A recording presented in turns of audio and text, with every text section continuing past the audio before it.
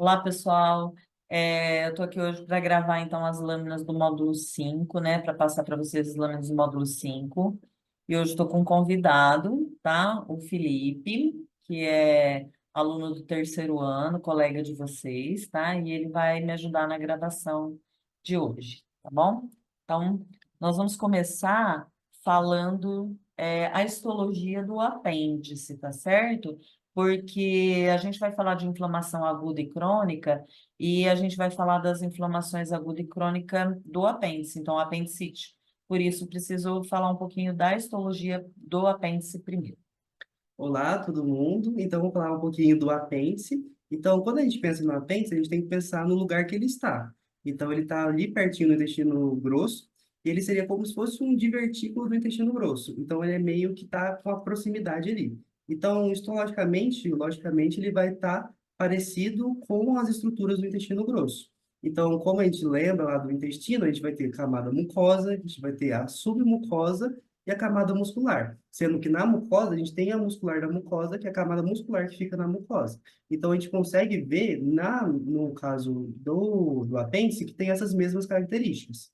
Só que ele vai ter algumas alterações por conta do funcionamento do apêndice. Então, por exemplo, a luz do apêndice, ela vai ser menor, o lúmen do apêndice. Porque a gente vai ter células, nódulos linfáticos que vão estar bem presentes na mucosa porque a gente tem uma função no caso do apêndice de célula de defesa. E também a gente vai ter alteração na formação glandular, porque a gente vai ter que as células glandulares elas vão ser menores e elas vão ter menos quantidade do que a gente tem no intestino normal. Então aqui a gente consegue ver que tem a mucosa, submucosa e a camada muscular que a gente vai evidenciar nos próximos slides. Quer falar do mesotélio? Então, aqui, pessoal, as quatro camadas, né, que são clássicas aí da parte intestinal, então a mucosa, que depois o Felipe vai detalhar um pouquinho, a submucosa, tá? E a camada muscular, que é uma camada dupla. Eu quero que vocês prestem bastante atenção nessa última camada, né, a camada mais externa, que é a camada que, nesse caso aqui, é uma serosa, tá? E uma serosa, a principal característica dela é que ela tem uma delimitação por um epitélio pavimentoso simples. Então, ele é revestido por esse epitélio pavimentoso simples, que no caso a gente chama de mesotélio, tá? Então, todas as vezes que a gente tem um epitélio pavimentoso simples que reveste essa camada aí de tecido conjuntivo, ele é chamado mesotélio.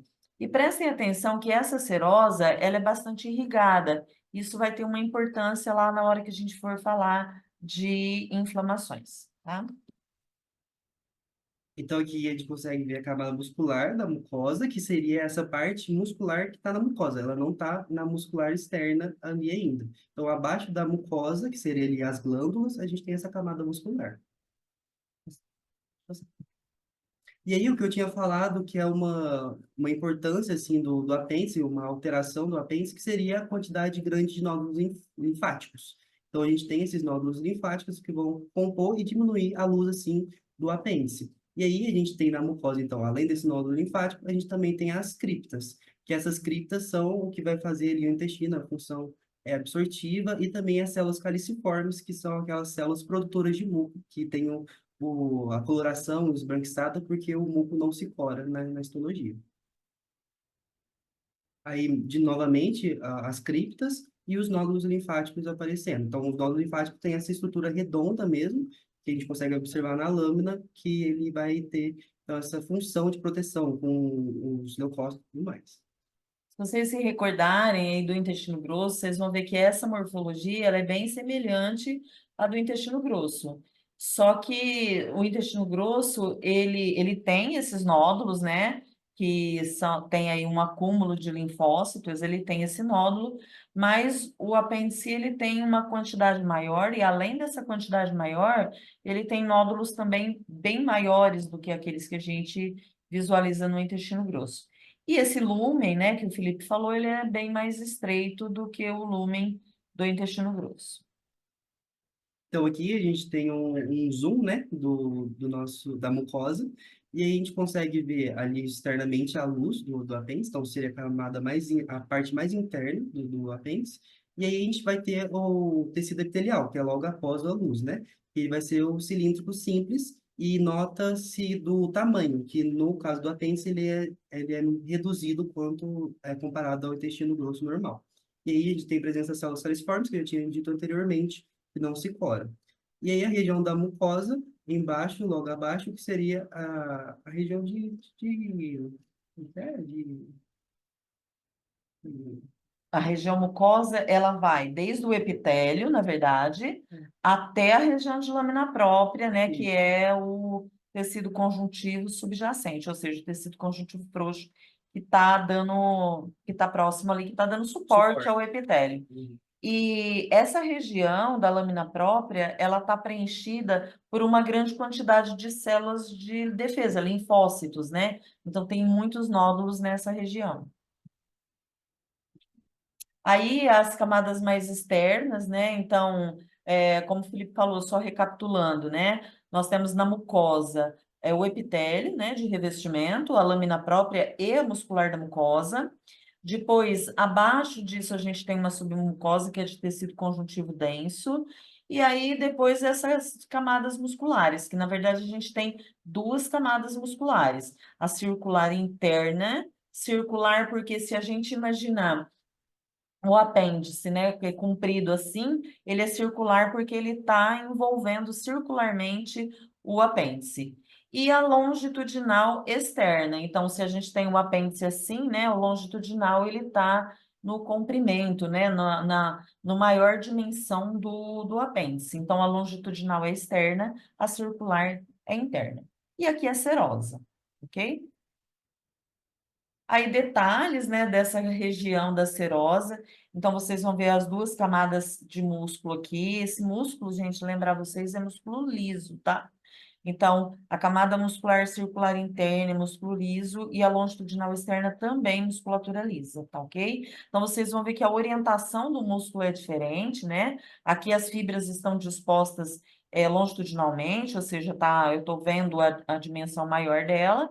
E aqui, como ele é longitudinal, ele está num corte transversal, então estou vendo a fibra menor. E aqui é a camada da serosa. Então, isso daqui é um tecido conjuntivo frouxo, nesse caso aqui é frouxo, mas as serosas podem ser também de tecido conjuntivo denso, mas nesse caso é de tecido conjuntivo frouxo. E esse tecido conjuntivo frouxo tem um revestimento de um epitélio pavimentoso simples, que a gente chama de mesotélio. Essa camada de tecido conjuntivo abaixo do mesotélio, a gente chama de camada submesotelial, ou seja, que está abaixo do mesotélio.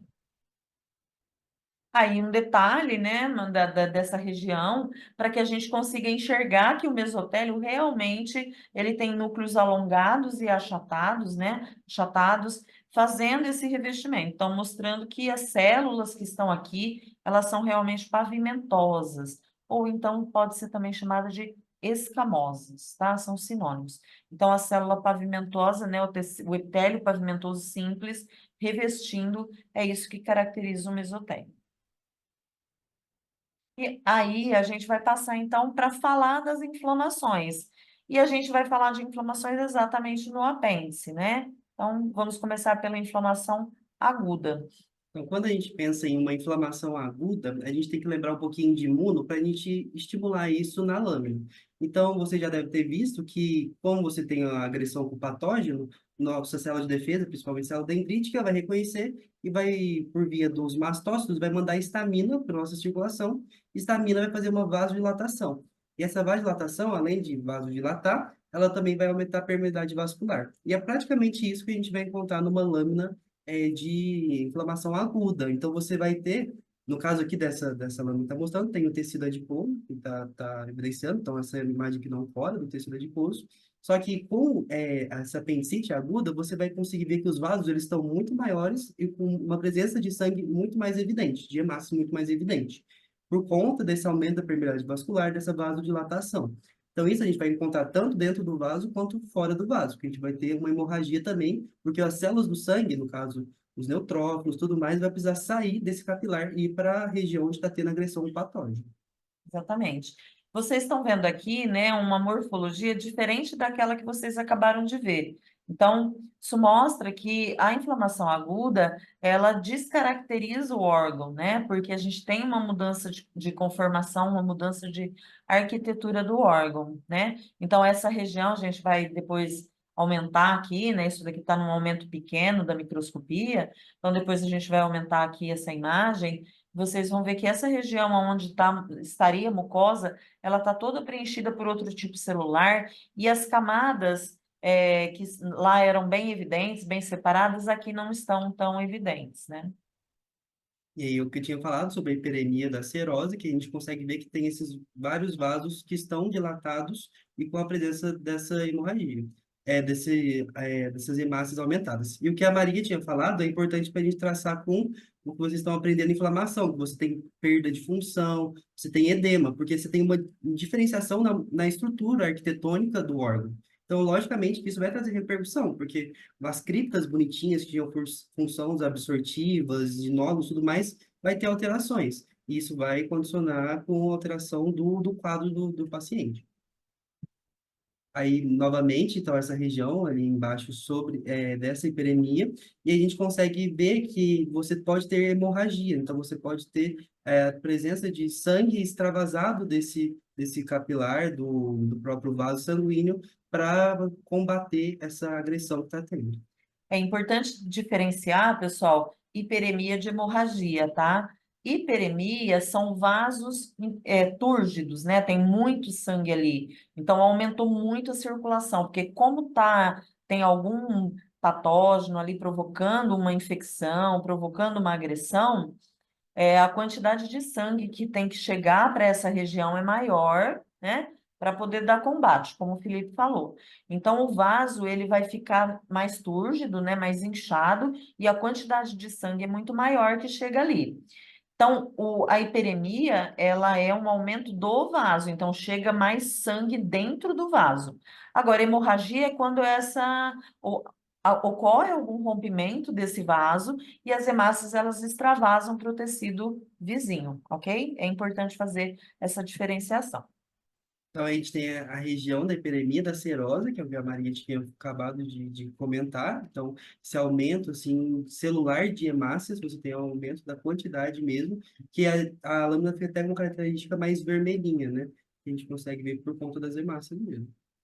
Aqui, logo acima da serose, a gente tem a região das camadas musculares, um aumento um pouquinho maior, dá para a gente perceber que tem algumas fibras musculares lisas ali, né? Mas, de qualquer forma, dá para perceber que tem uma perda daquela característica normal, né? Aí as artérias em hiperemia. Tem o músculo liso, que a Maria estava comentando. A região de hiperemia da serose, que a gente estava falando. Então, você vê que tem. Se você olhar numa lâmina, por exemplo, de apêndice, que a gente estava mostrando anteriormente, você não consegue ver que é tão marcante essa presença dos vasos sanguíneos. E aí você consegue ver que tem vários vasos hiperemiados. Então, você tem uma hiperemia muito marcante com uma resposta desse processo infeccioso, inflamatório. E aqui, pessoal, a região onde deveria estar a mucosa, né? Então, a gente não tem aquelas criptas, naquele arranjo que nós vimos no órgão normal.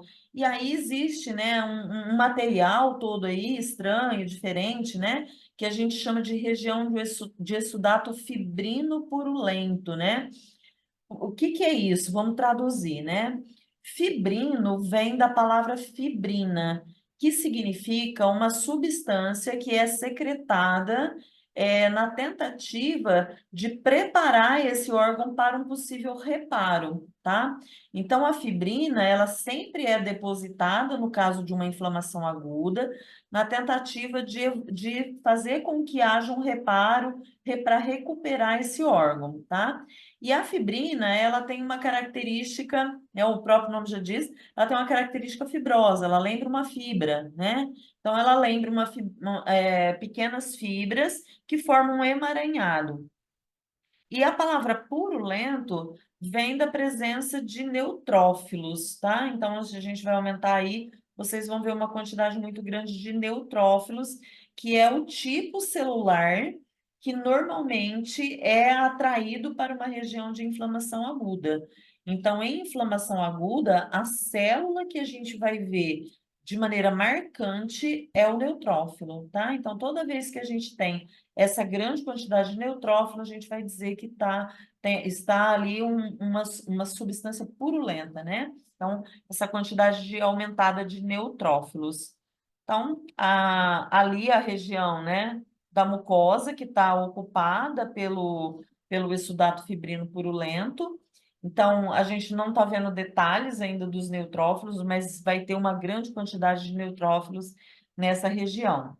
E aqui o lúmen, né, do apêndice, que está totalmente descaracterizado, porque está todo fragmentado aí, com necrose, com morte celular, e essa deposição de fibrina na tentativa de recuperar esse órgão. Aí a região, então, do exudato fibrino purulento, a gente já percebe aí algumas pequenas fibras e alguns neutrófilos já dá para ser reconhecido. O neutrófilo, né? Eu até falei disso para vocês no PI, por ele ter uma diversidade muito grande na morfologia do núcleo, ele é chamado também de polimorfo nucleado.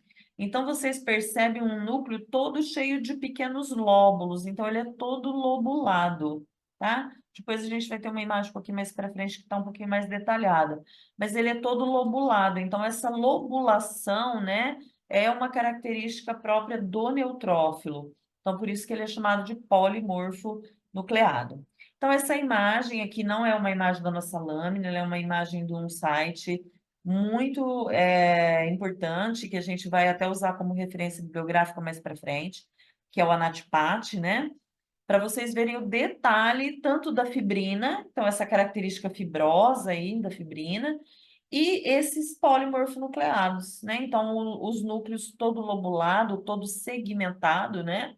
Que é característica do neutrófilo. Então, toda vez que a gente tem essa associação, a gente chama de exudato fibrino purulento. Então, falando um pouquinho da inflamação crônica, então a gente vai ter uma diferenciação da inflamação aguda, porque já é um processo que ele vai passar o tempo. Então, a principal alteração é que você consegue manter a arquitetura, ela já está mais mantida. Então, depois que você teve o processo inflamatório, o edema e tudo mais, as células inflamatórias vão sofrer processos de alteração que elas vão começar a ter uma reparação tecidual. E você consegue repercutir isso na lâmina, porque ele vai ter já a reparação das camadas mucosas, tudo mais do nosso do apêndice, só que você vai ter alteração quanto à estrutura. No caso aí, se você isolar essa parte do meio enorme aí, você consegue ver que são criptas ali, com a parte muscular, tudo mais. Então, você consegue falar, é um apêndice. Só que essa região central, ela é decorrente dessa inflamação aguda que teve. Então, todas essas células que foram recrutadas, neutrófilos, tudo mais, elas vão ter seus grânulos, porque ela é polimorfo-nucleada, e ela tem vários grânulos de defesa, que vão soltar esses grânulos, e esses grânulos vão matar, além de patógenos, mata também as células do nosso corpo. E aí, isso tudo é subproduto dessa necrose, que vai ficar nessa região central do apêndice. Então, a gente consegue ver a cripta de Lieber com a presença das células caliciformes, a gente consegue imaginar que tá ali na presença do intestino, né? Alguma coisa no intestino. Só que com essas alterações da crônica do processo inflamatório já ocorrido. Apesar disso daqui estar lembrando bastante um apêndice normal, vocês percebam que entre as criptas está cheio de células inflamatórias, né? A gente poderia até pensar, mas isso aqui não é linfócito do nódulo, né? Poderia até ser o linfócito lá do nódulo, mas percebam que está no meio das criptas. Então, ele não está restrito no nódulo. Essas células, né? A gente aumentar um pouquinho aqui a imagem, vocês vão perceber, né, que não tem só linfócitos, existem outras células inflamatórias que, no caso aí, estão envolvidos com a inflamação crônica. Então, como o Felipe falou, vai haver uma transição dos neutrófilos, que são as células da inflamação aguda, para outros tipos celulares, né? Como o próprio linfócito, os macrófagos, que estão envolvidos com a fagocitose desses restos aí que sobraram, né, do processo inflamatório agudo, e também os plasmócitos, que são células que também estão envolvidas nesse processo crônico. Então, a gente pode perceber que ele está difuso, ele não está central como se fosse um nódulo, ele está difuso entre as criptas. Então, isso não é o normal que a gente tinha observado. E aí a gente consegue ver as camadas musculares antes que você conseguiria ver também, mas com uma certa um pouco mais de dificuldade, por conta de hiperemia e tudo mais, a gente consegue ver elas. Acho que A camada muscular, nesse caso, ela está muito menos ocupada por células inflamatórias, que está mais restrito lá na região da mucosa. Então, aqui a gente já consegue ver a camada circular interna, que está bem longitudinal, né? A gente vê ele bem longitudinal, que é característica do circular, né? Porque se vocês imaginarem que a gente cortou o apêndice assim, a camada circular ela vai estar em disposição longitudinal. Então dá para ver bem que o músculo liso está nessa disposição longitudinal. E a camada longitudinal externa, como o corte está assim, a gente está vendo ele transversalmente. Então dá para diferenciar muito bem as duas camadas. E a serosa está aqui embaixo, né? Porque está num momento pequeno, então ela está aparecendo bem pequenininha aí. Essa região é uma região bem importante, porque apesar da gente ter aquela morfologia que lembra o apêndice normal, nós temos áreas, por exemplo, que está bem destruída, né? Então, essa destruição aqui da região mucosa, então tem área necrótica aqui, tem necrose, né? E essa necrose celular, ela vai, né? São restos de células mortas, elas vão sendo depositadas na luz do apêndice, né? Que é aquilo que o Felipe tinha falado lá no começo. Então, aqui está bem destruído, tem bastante áreas necróticas, e essas substâncias provenientes da necrose se acumulam ali no centro do apêndice.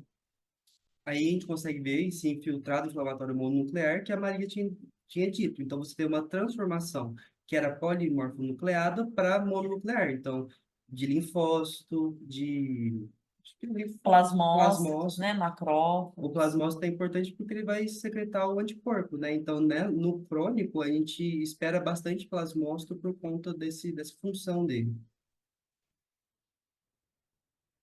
Essa região, né, é aquela região central, então, que o Felipe falou lá no comecinho. Então, vocês percebem que aí não tem célula, não tem alguma coisa assim com formato tecidual. Isso aí são restos, né? Então, são restos necróticos. E a necrose, né? Toda vez que a gente tem uma necrose, com o tempo, esse material necrótico vai sofrendo calcificação, que a gente chama de calcificação distrófica, tá? Então, toda vez que a gente tiver uma calcificação decorrente de necrose, ela é chamada distrófica. Vocês vão ver mais para frente, né, que tem outro tipo de calcificação, mas quando a gente tem necrose envolvida, sempre é calcificação distrófica. Então, essas regiões mais escuras, né, que parece aí que tá meio, né, parece que tá enferrujado, tá bem forte a coloração, é região de calcificação. Então, todos esses restos necróticos, com o tempo, eles vão sofrendo essa calcificação. São células mortas, tá? E aí a gente vai falar um pouquinho de um outro tipo de inflamação crônica, que é a formação dos granulomas, né? No caso aqui, é um granuloma de tuberculose, tá? De tuberculose pulmonar. E nesse caso, essa inflamação crônica, ela resulta numa necrose muito especial. Então, numa próxima aula, a gente vai falar das necroses, mas já vamos dar um spoiler aqui, né, das necroses, e vamos falar de uma necrose que é muito comum na inflamação crônica, que é a necrose caseosa, tá? Então, a gente vai falar um pouquinho, juntar aí tanto a inflamação quanto o processo de necrose caseosa. Então, quando a gente pensa na formação de um granuloma, a gente tem que pensar que você vai ter esse patógeno, no caso da tuberculose, o bacilo de Koch, e você vai ter uma resposta do corpo. Só que com a resposta inflamatória, às vezes o nosso corpo ele imagina que a gente precisa fazer como se fosse uma cápsula envolvendo esses patógenos para controlar eles. E é justamente isso que acontece na tuberculose. Você tem os bacilos, eles são altamente replicantes, que são difíceis de matar, entre aspas, e aí o corpo faz um granuloma para isolar esse patógeno do ambiente pulmonar. Então, você pensa, então, tuberculose está no pulmão, e você imagina que isso vai ter repercussão quanto aos ali, os alvéolos e tudo mais. Você pode falar? Pode. Eu só vou fazer uma correção aqui, né? Que essa lâmina é uma lâmina de tuberculose em linfonodo, porque a gente tem a de pulmão, vai aparecer aí mais para frente, mas essa aqui é de linfonodo. Então, só para lembrar vocês que a tuberculose, né? Ela não acontece só no pulmão, a gente tem tuberculose em vários órgãos, e esse aqui é o caso de um linfonodo que está com uma tuberculose. Então, essa tuberculose no linfonodo, ela teve essa formação do granuloma e, né, como existe aí um agente infeccioso, todo esse processo inflamatório, ele gerou uma necrose. E essa necrose que acontece no centro do granuloma, ela adquire um aspecto de leite coagulado, né? Quando o leite, quando a gente derrama o leite, que ele parece que ele coagula. Ele acontece isso por causa de uma proteína chamada caseína. Então, como esse tipo de necrose, ele lembra muito essa caseína aí coagulada, ele foi chamado de necrose caseosa. Então, porque lembra a proteína do leite. E essa parte mais escura que vocês estão vendo no centro é uma área aí dessa necrose caseosa que já sofreu calcificação, tá? Então, isso aqui é uma calcificação distrófica, porque tem necrose, e é uma área bem extensa de calcificação. E aí a gente ainda tem uma área aqui, né, de necrose caseosa que não calcificou. Mas percebam que existe aí um halo ao redor dessa necrose, né? Como o Felipe falou, tentando isolar, deixar isolado ali o agente infeccioso. Então, é isso que a gente chama de granuloma, esse conjunto todo. Aí a calcificação, tá? Que eu já falei para vocês. E aí, com essa tentativa do corpo isolar, né, esse patógeno, a gente tem informação de alguns processos inflamatórios que são específicos aqui no granuloma, por exemplo, o gigantócito. O gigantócito, ele é um macrófago que é modificado, né? Na verdade, são vários macrófagos que se juntam, né? Por isso que ele é multinucleado. Então, vocês estão vendo que ele tem vários núcleos. Então, como essa necrose ela adquire uma dimensão bem grande, né? Esses macrófagos eles se juntam e aí acaba ficando polinucleado por conta disso. Mas são macrófagos modificados, tá? Aí a gente consegue ver que essa arquitetura do órgão, aqui já é um granuloma de Pulmão. pulmão, então a gente consegue ver os alvéolos ali embaixo, e aí nessa formação do parênquima alveolar, você teve o bacilo da tuberculose, e aí você teve a resposta do corpo. E aí, com essa resposta, como se fosse exagerada do corpo, né, formação desse granuloma, essa tentativa de combate, a gente consegue formar toda essa região de necrose que vai ter implicação no paciente e tudo mais, e você vai perder essa arquitetura, que vai dificultar as trocas por conta desses alvéolos não vão estar na região de necrose, né? Essa perda de arquitetura do órgão ela é importante porque a gente vai mais para frente falar de um tipo de necrose onde essa arquitetura ela não é perdida. Então, é uma forma da gente reconhecer, né, que tipo de necrose que está em questão. Aqui a gente tem a formação, então falando um pouquinho mais específico do granuloma. Então a gente consegue ver, por exemplo, essa formação da cápsula fibrosa no meio. Então o corpo tenta, como se fosse englobar mesmo o patógeno, tendo essa cápsula fibrosa em volta para proteção da necrose coagulativa, caseosa. Então, dessa forma, né, construindo essa cápsula, é como se a gente conseguisse isolar o agente infeccioso, então ele ficaria restrito aqui e não escaparia para a parte saudável do órgão. Essa cápsula fibrosa, né, o termo fibroso, ele remete para tecido conjuntivo denso, tá? Então tem uma deposição de fibras colágenas ali, formando essa cápsula de tecido conjuntivo. E em volta disso, a gente tem halos de linfócito, então esse agrupamento que vocês estão vendo, que é chamando aí de halo linfocitário, é uma deposição de linfócitos para tentar mesmo isolar esse granuloma. Na nossa lâmina lá no morfo dá para ver bonitinho. Tem bastante linfócito aí depois da cápsula fibrosa, é bem bonitinho, tem que olhar. Tem que olhar a lâmina, tá, gente? Aí a formação, então, desses tubérculos, né? Por isso que a gente chama de tubérculo na tuberculose. Então, aqui é a necrose caseosa. Vocês percebem que essa necrose caseosa, ela não está ou está pouco calcificada, né? E aí dá para reconhecer os alvéolos pulmonares aqui ao redor, tá? Aí essas imagens eu peguei lá também do Anatipati para mostrar detalhes para vocês das células inflamatórias da inflamação crônica, tá? Então, aí o macrófago é uma célula bem grande, né? Geralmente ela é irregular, ela tem o citoplasma irregular. Essas aqui estão bem mais esféricas, mas o macrófago ele é bem irregular porque ele é uma célula fagocitária, tá? Então, como ela faz fagocitose, ela tem o citoplasma bastante irregular. Tá bom? Então, aqui, né, nós temos outras, então dá para ver aí um macrófago aqui bem irregular, esse que já está com uma projeção bem maior do citoplasma, né? Os macrófagos sempre são células muito bonitas de se ver. O plasmócito, que é essa célula que tem um núcleo excêntrico, então o núcleo ele é sempre deslocado, né, para uma das laterais, e o citoplasma do plasmócito, ele é um citoplasma acidófilo, então ele é mais avermelhado do que o citoplasma, por exemplo, do macrófago ou do linfócito.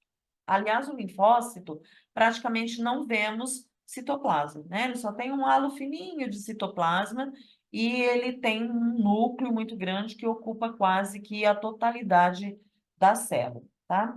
E os linfócitos, pessoal, sempre vão ser a maioria das células numa inflamação crônica, tá?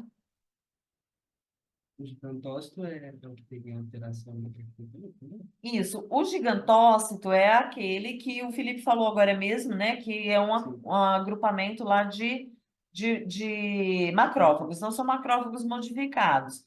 Numa inflamação crônica e, por exemplo, na formação de granuloma, a gente vai ter o macrófago comum, que eu acabei de mostrar para vocês, mas também vamos ter o gigantócito, que é um conjunto de macrófagos.